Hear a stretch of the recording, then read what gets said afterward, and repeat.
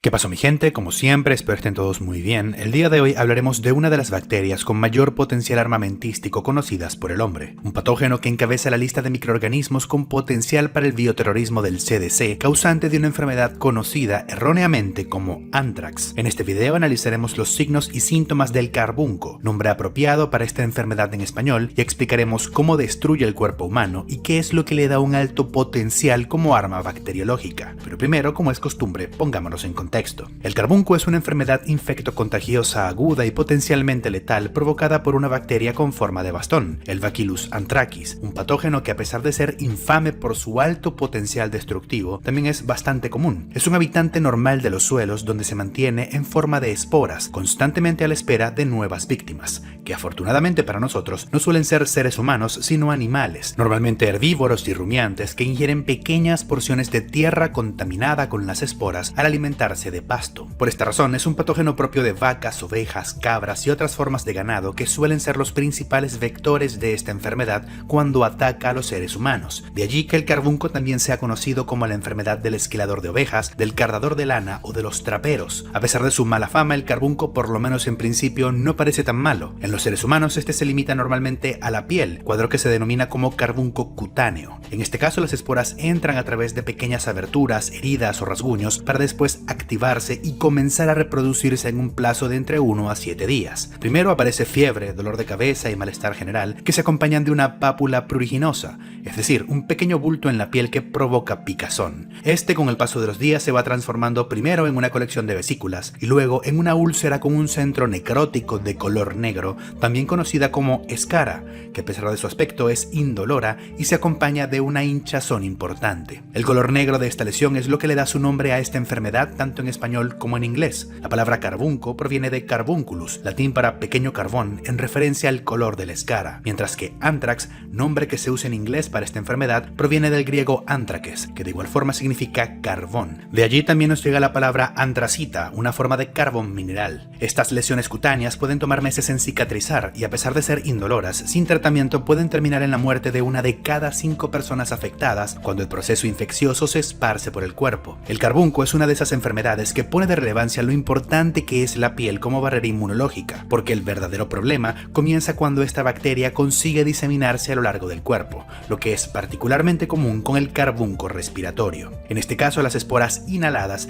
llegan a los alvéolos pulmonares, donde rápidamente son atacadas por un tipo de célula perteneciente a nuestro sistema inmune, los macrófagos, células especializadas en comerse a cualquier agente invasor. Sin embargo, los macrófagos son incapaces de digerir este patógeno en vista de que no solo está cubierto con una cápsula protectora, sino que además produce toxinas que interfieren con el adecuado funcionamiento de la digestión celular. Los macrófagos, con la espora sin digerir, aún viven en su interior, buscan ayuda y se desplazan a los ganglios linfáticos del mediastino, que es el nombre que recibe el espacio que se encuentra entre los dos pulmones. Aquí la espora se reactiva y la bacteria comienza a reproducirse, destruyendo el tejido de los ganglios y provocando una mediastinitis hemorrágica, que en este caso sí que produce dolor y que puede observarse en una radiografía como un ensanchamiento del mediastino. A medida que la bacteria se disemina por el pulmón, estos comienzan a exudar líquido y sangre, ocurren derrames pleurales hemorrágicos, es decir, el espacio donde se ubican los pulmones comienza a llenarse de sangre y líquidos, lo que no solo provoca dolor, sino que además dificulta la respiración. Sin tratamiento, el bacilo inevitablemente pasa del pulmón y los ganglios linfáticos a la sangre y termina por diseminarse por el cuerpo, lo que lleva a que la reacción localizada que antes vimos en la piel y los pulmones comience a ocurrir a nivel sistémico. Los efectos dañinos y la destrucción de tejidos provocados por el carbunco se deben a la producción de 3 sustancias: el antígeno protector, el factor de edema y el factor letal, que pueden combinarse entre sí para producir distintas toxinas. El antígeno protector es una sustancia a la que podemos desarrollar inmunidad y por tanto puede usarse en vacunas, de allí lo de antígeno protector. Este puede combinarse con el factor de edema y formar la toxina de edema, o con el factor letal y formar la toxina letal, y son precisamente estas dos toxinas las verdaderas responsables de la enfermedad. En primer lugar tenemos a la toxina de edema, que altera el procesamiento normal del ATP o adenosintrifosfato, la molécula que nuestras células usan como energía, transformándolo en adenosin monofosfato o AMP, que no solo nos sirve como energía, sino que además funciona como una señal que activa diferentes procesos dentro de la célula, alterando severamente su funcionamiento. Por ejemplo, en los macrófagos el aumento en los niveles de AMP impide precisamente la digestión y eliminación de esta bacteria que mencionamos anteriormente. En otras células, el exceso de AMP les obliga a perder agua que comienza a acumularse en los tejidos,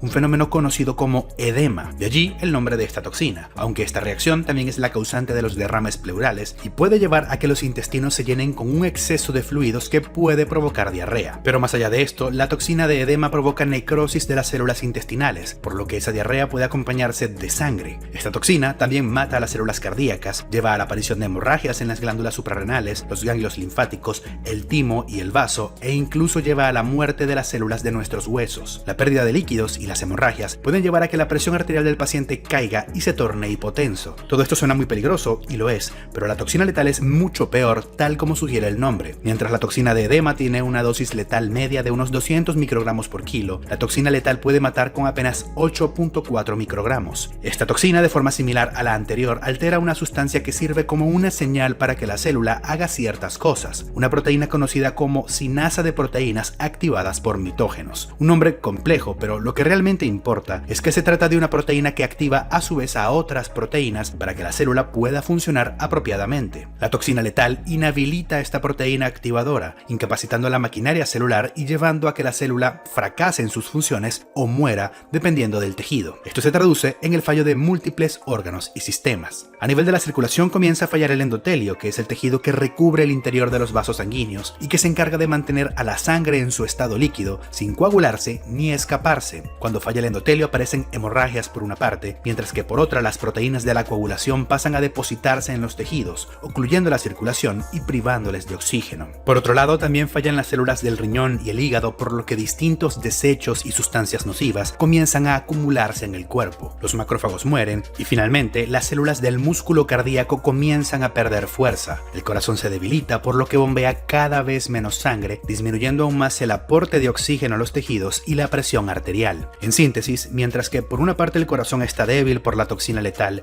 y sus células van muriendo por la toxina de edema, por otra el cuerpo pierde líquidos y sangre. El corazón, dañado como está, ni siquiera tiene a su disposición suficiente sangre para suplirle a todo el cuerpo, y así los tejidos van muriendo, liberando más desechos que el hígado y el riñón no pueden procesar. Finalmente se instala un shock cardiogénico, un estado de flujo sanguíneo insuficiente producto de la alteración cardíaca que además es refractario, muy resistente al tratamiento y que suele ser la causa de muerte en estos casos. Si se fijan, tanto la toxina de edema como la toxina letal provocan hipotensión, muerte celular y hemorragias a través de distintos mecanismos. Son toxinas que se potencian la una a la otra, por lo que en conjunto son exponencialmente más letales que por separado. Sin las medidas adecuadas, el carbunco respiratorio es letal en prácticamente el 100% de los casos, y esta alta letalidad en su variante respiratoria se suma a su capacidad para diseminarse a través de esporas para convertir al Bacillus anthracis en un patógeno con un alto potencial armamentístico. Pero más allá de lo fácil de diseminar y de su alta letalidad, este patógeno también ofrece varias ventajas a nivel logístico, táctico y de producción. Por una parte, las esporas de esta bacteria son muy resilientes, pueden permanecer viables durante décadas y soportar estados de desecación o temperaturas y ambientes hostiles, por lo que se pueden almacenar sin muchos problemas, a diferencia de, por ejemplo, los agentes nerviosos, como el sarín, del que ya hemos hablado con anterioridad, que pierde efectividad si se lo almacena por mucho tiempo. Otro punto a favor de este patógeno es que puede ser modificado genéticamente con relativa facilidad para, por ejemplo, hacerle resistente a la mayoría de los antibióticos, y la cantidad necesaria de esporas para causar una gran mortandad también es relativamente baja. Según estima el Centro de Control de Enfermedades,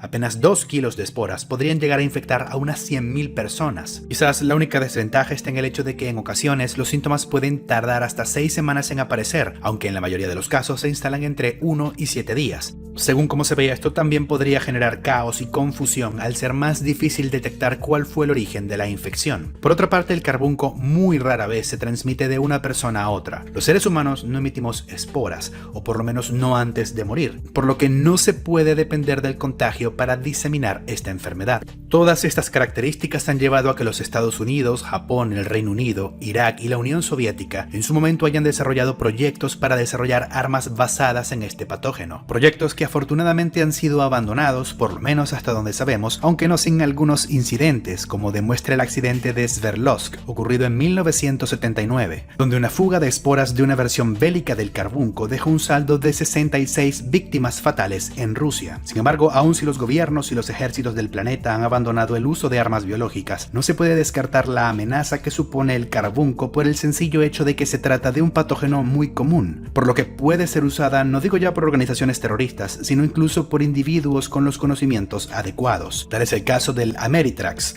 un atentado anónimo perpetrado en el año 2001 contra periodistas y políticos estadounidenses mediante el uso de cartas impregnadas con apenas 1 gramo de esporas de este bacilo. De los 11 casos de carbunco respiratorio que surgieron a partir de este atentado, 5 murieron aún con atención médica. A pesar de todo, tampoco es como que estemos al borde de un apocalipsis bacteriológico. No todas las cepas de Bacillus anthracis producen enfermedad, en vista de que no todas ellas producen toxinas o poseen la cápsula que le confiere protección frente a nuestro sistema inmune. Por otra parte, existen vacunas, antibióticos y antitoxinas, y aun si una cepa de este bacilo posee cápsula y produce toxinas, sus esporas deben ser de un tamaño determinado para poder infectar por vía aérea de forma efectiva. A pesar de lo temible que pueda ser esta enfermedad, vale la pena recordar que también jugó un papel muy importante en el desarrollo de la microbiología y por lo tanto también en el desarrollo de la medicina, que hoy en día salva incontables vidas. El Bacillus anthracis fue el patógeno usado como modelo por Robert Koch para probar su teoría microbiana de la enfermedad, demostrando por primera vez que las enfermedades infectocontagiosas son provocadas por microorganismos, un conocimiento que llevaría al desarrollo de antibióticos y vacunas, y de hecho sería de la mano de Louis Pasteur, usando al Bacillus anthracis, que se desarrollaría la primera vacuna de organismos atenuados. Dicho sea de paso, Louis Pasteur desarrollaría la vacuna en parte porque opinaba que los experimentos de Robert Koch no eran concluyentes, iniciando así una rivalidad entre la microbiología francesa y la microbiología alemana, que en parte también se enmarcaba en la competencia